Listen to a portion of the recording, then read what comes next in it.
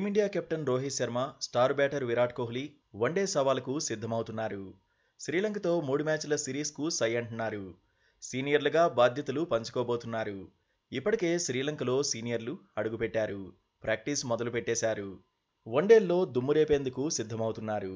దాదాపు 8 నెలల తర్వాత 50 ఓవర్ల ఫార్మాట్లో కోహ్లీ, రోహిత్ ఆడబోతున్నారు. వన్డే ఫార్మాట్కు సంబంధించి చివరిగా ప్రపంచ కప్లోనే ఆడారు. ప్రపంచ కప్లో టీమిండియా విజయాల్లో కీలక పాత్ర పోషించారు. రోహిత్ శర్మ, విరాట్ కోహ్లీ పోటీపడి మరీ పరుగులు సాధించారు. ఫైనల్లో భారత జట్టు ఓడినా ఆట తీరుతో అభిమానులను అలరించారు. బ్యాటింగ్ ఆర్డర్లో భారత జట్టుకు పిల్లర్స్లా నిలబడ్డారు. వన్డే వరల్డ్ కప్ తర్వాత సౌత్ ఆఫ్రికా టూర్లోనూ 50 ఓవర్ల ఫార్మాట్లో బరిలో దిగలేదు. ఆఫ్ఘనిస్తాన్తో టీ20ల సిరీస్తోనే ఎంట్రీ ఇచ్చారు. ఆ తర్వాత ఇంగ్లాండ్తో టెస్టుల్లో రోహిత్ బరిలోకి దిగాడు. టెస్ట్ సిరీస్కు విరాట్ దూరంగానే ఉన్నాడు. ఐపీఎల్లో ఇద్దరూ బరిలోకి దిగారు. ఆ వెంటనే టీ20 వరల్డ్ కప్లో భారత జట్టును లీడ్ చేశారు. మెగా ట్రోఫీని టీమిండియా ముద్దాడడంలో కోహ్లీ, రోహిత్ కీలకంగా నిలిచారు.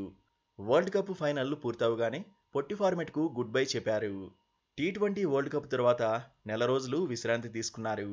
ఇప్పుడు లంకపైనే బరిలోకి దిగబోతున్నారు. దీంతో సీనియర్ల ఆట కోసం అభిమానులు ఎదురు చూస్తున్నారు. కోహ్లీ, రోహిత్ బ్యాట్ నుంచి బిగ్ ఇన్నింగ్స్ను ఎక్స్పెక్ట్ చేస్తున్నారు. అందుకు తగినట్టే శ్రీలంకపై స్టార్ ప్లేయర్లకు రికార్డులు ఉన్నాయి. వన్డే కెరీర్లో రోహిత్ 3 డబుల్ సెంచరీలు కొట్టాడు. అందులో 2 డబుల్ సెంచరీలు శ్రీలంకపైనే సాధించాడు. లంకపై హిట్ మ్యాన్ 52 వన్డేల్లో బరిలోకి దిగాడు. 1864 పరుగులు సాధించాడు. 6 సెంచరీలు, 7 హాఫ్ సెంచరీలు కొట్టాడు. లంకగడ్డపై 32 మ్యాచ్ల్లో బరిలోకి దిగాడు. 777 పరుగులు సాధించాడు. ఇందులో 2 సెంచరీలు, 5 హాఫ్ సెంచరీలు ఉన్నాయి. శ్రీలంకతో విరాట్ కోహ్లీ 53 వన్డేలు ఆడాడు. 2594 పరుగులు చేశాడు.